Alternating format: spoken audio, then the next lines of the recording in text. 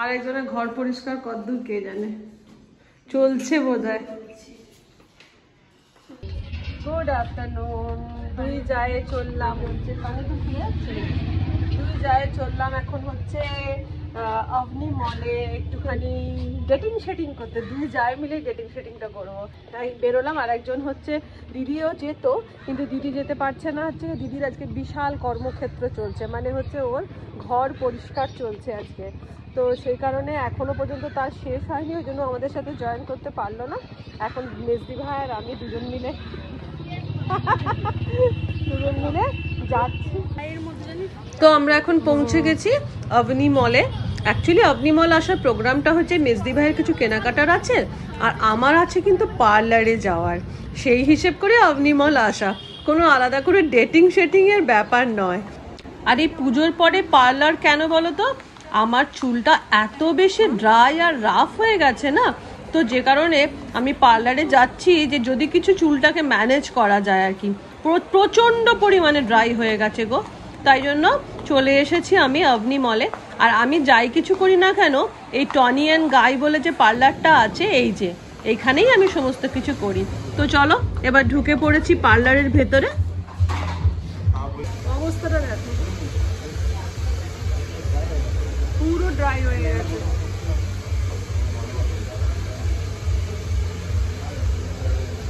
হ্যাঁ, ছিঁড়ে দে সব ছিঁড়ে দে, তাহলে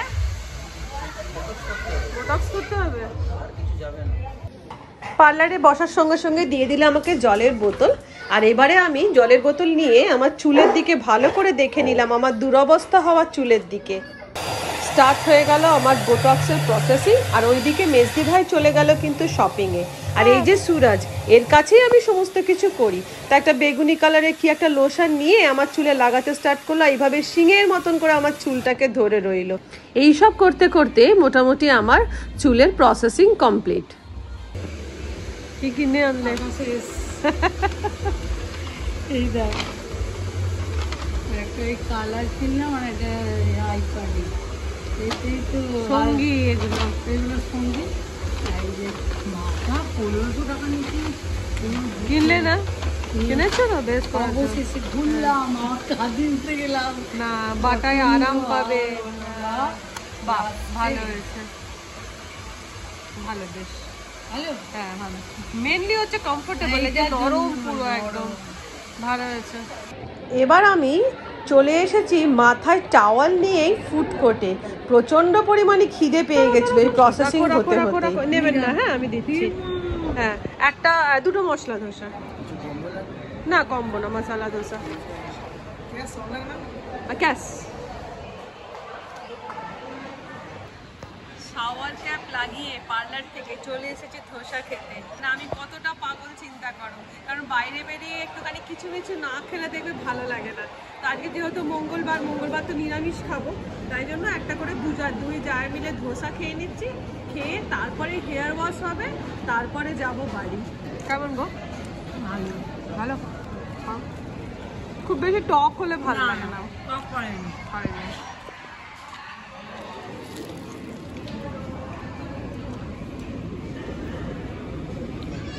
মশলাগুলো টক নয় তো? যাই হোক, পেটকে ঠান্ডা করে আমি আবার চলে এসেছি পার্লারে সিটে, যেখানে আমার চুলকে নিয়ে আবার প্রসেসিং স্টার্ট হয়ে গেছে। এবারে ফাইনাল লুকটা তোমাদের দেখাই। এই হচ্ছে আমার ফাইনাল লুক। চুলটাকে একটু সোজা সোজা করে দিল আর কি।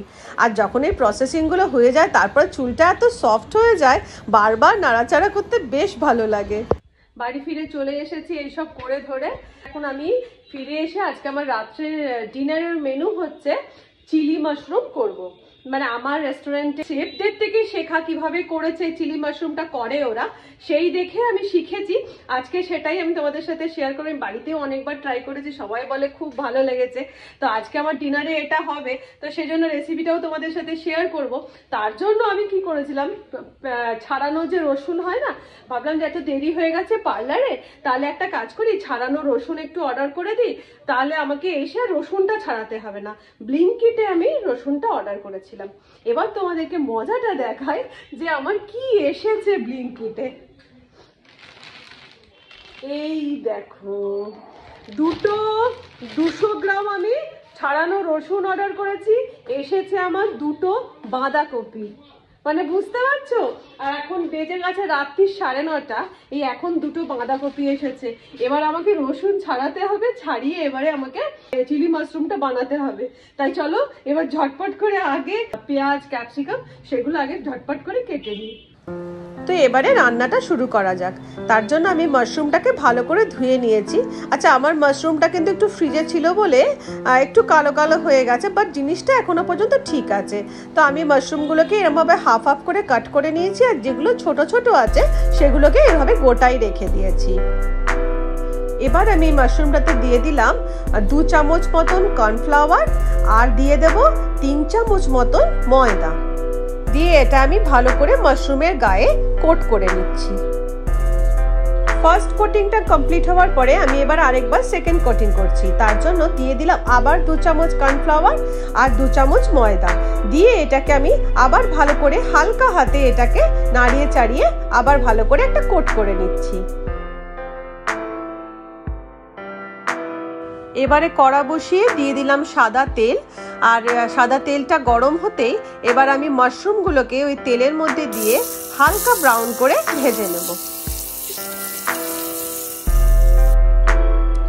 মাশরুমগুলো আমার হালকা ব্রাউন করে ভাজা হয়ে গেছে। এবার আমি এগুলোকে তেল থেকে তুলে নিচ্ছি। এবার একটা প্যান বসিয়ে দিয়ে দিলাম এর মধ্যে 2 চামচ মতন সাদা তেল। তেলটা গরম হতেই এর মধ্যে আমি অ্যাড করে দিলাম 2 চামচ রসুনের কুচি। রসুনের কুচি দেওয়ার পর দিয়ে দিলাম 1 চামচ মতন আদার কুচি। দিয়ে দিলাম এর মধ্যে কাঁচা লঙ্কা বেশ খানিকটা, প্রায় 8-10টা মতন স্লিট করা, মানে মধ্যেখান থেকে চিড়ে দেওয়া কাঁচা লঙ্কা।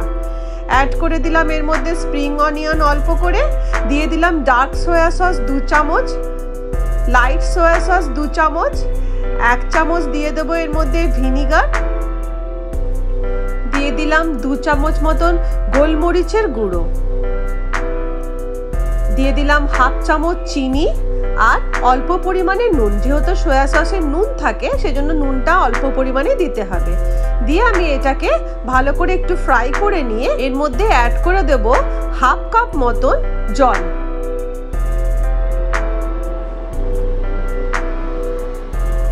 জলটা ফুটে গেলে এবার আমি এর মধ্যে 1/2 কাপ জলের মধ্যে 1 চামচ কর্নফ্লাওয়ার গুলে আমি এর মধ্যে অ্যাড করি। এইবার এই মিশ্রণটাকে ভালো করে নাড়িয়ে চাড়িয়ে আমি রেখে দেবো। এখানে আমাদের সসটা, মানে চিলি মাশরুমের সসটা রেডি হয়ে গেল। এবারে যে কড়াটাতে আমি চিলি মাশরুমগুলো ভেজেছিলাম সেই কড়াটা আবার আমি গ্যাসে বসিয়ে দিলাম। এবারে তেলটা গরম হতে আমি ভাজা মাশরুমগুলোকে আরেকবার, মানে ডাবল কোটেড ভাজবো। এর জন্য লাল লাল করে ভাজার জন্য আরেকবার ডিপ ফ্রাই করে নিচ্ছি। তো মাশরুমগুলো আমার মোটামুটি গোল্ডেন ব্রাউন করে ডিপ ফ্রাই হয়ে গেছে। এবার এগুলোকে আমি তেল থেকে তুলে নিচ্ছি। এইভাবে আমি একে একে সব মাশরুমগুলোকে ভালো করে গোল্ডেন ফ্রাই করে ভেজে নিলাম। এবার আমি চিলি সসটা যেটা বানিয়ে রেখেছিলাম তার মধ্যে ফ্রাই মাশরুমগুলোকে ঢেলে দিলাম। ওপর থেকে দিয়ে দিলাম ক্যাপসিকাম এরমভাবে কিউব করে কাটা, ঢেলে দিলাম এর মধ্যে কিউব করে কাটা পেঁয়াজ, দিয়ে সমস্ত জিনিসকে ভালো করে আমি হাই ফ্লেমে টস করে নিচ্ছি।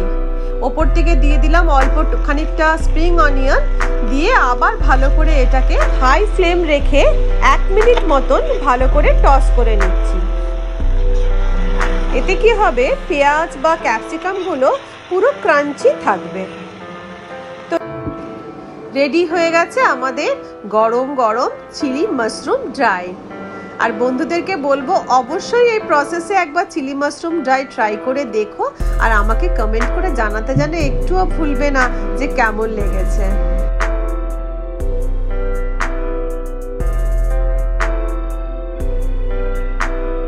তো এখন বেজে গেছে রাত্রির 11:20। আমরা এবার ডিনার নিয়ে নেব।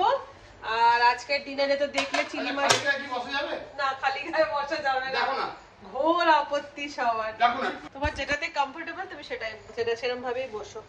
আর মেজদি ভাই দিয়ে গেছে মুখার্জি বাবুর জন্য দিয়ে গেছে পুরি। মেজদি বাড়িতে তো সব রাত্রে তাড়াতাড়ি খাওয়া হয়ে যায়। পুরি মানে আটার লুচি যেটাকে বলে, এটা মুখার্জি বাবুর বিশাল পছন্দের জিনিস আর কি। পুরি ও লুচি পছন্দ, মানে ময়দাটা পছন্দ করে না, পুরি। আর তার সাথে রয়েছে বাঁধাকপির তরকারি, আর তার সাথে এই যে আমার বানানো মাশরুম। আমরা দেখো কটার সময় খাই, মাঝরাত্রে খাই। খাও। শুভ সন্ধ্যা, বিলেটেড শুভ সন্ধ্যা। আর শুভ সন্ধ্যা, রাত্রি 11:30। আমি তো এখনই বলবো, আগে এইটা দিয়ে করি শুরুটা। একটা ক্যাপসিকাম, মাশরুম, আর একটা পেঁয়াজ। একটা পেঁয়াজ।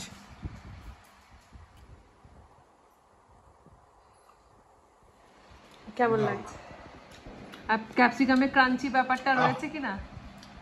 হাফ কাঁচা হাফ সেদ্ধ। হ্যাঁ, চাইনিজে সেদ্ধ হয়ে গেলে চলে না, Yes. ক্রাঞ্চি ব্যাপারটা থাকতে হবে।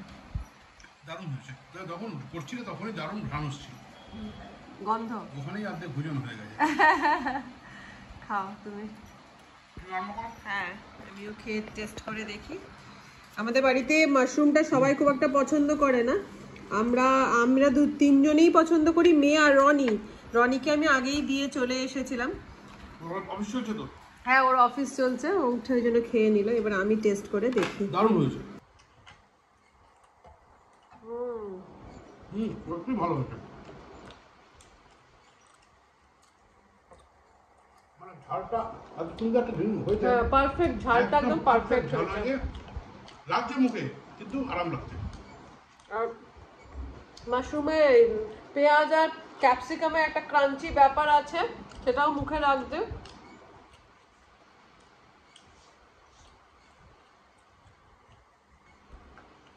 তোমাদেরকে বলবো যে অবশ্যই এভাবে চিলি মাশরুমটা বাড়িতে ট্রাই করো, আর করে কমেন্ট করে আমাকে জানিও কেমন লেগেছে। তো যাই হোক বন্ধুরা, ভিডিও এখানে শেষ করে দিচ্ছি। আশা করছি তোমাদের এই মাশরুম রেসিপি ভালো লেগে থাকবে। তো ট্রাই করতে বলো। হ্যাঁ, অবশ্যই ভালো ট্রাই লাগবে, করো। ভালো তাহলে আজকের মতন বিদায় নিচ্ছি, আবার দেখা হবে তোমাদের সাথে নেক্সট ব্লগে। তাহলে আজকের মতন টাটা, ভালো থেকো, সুস্থ থেকো, অনেকটা আনন্দে থেকো। Bye, tata. Good night.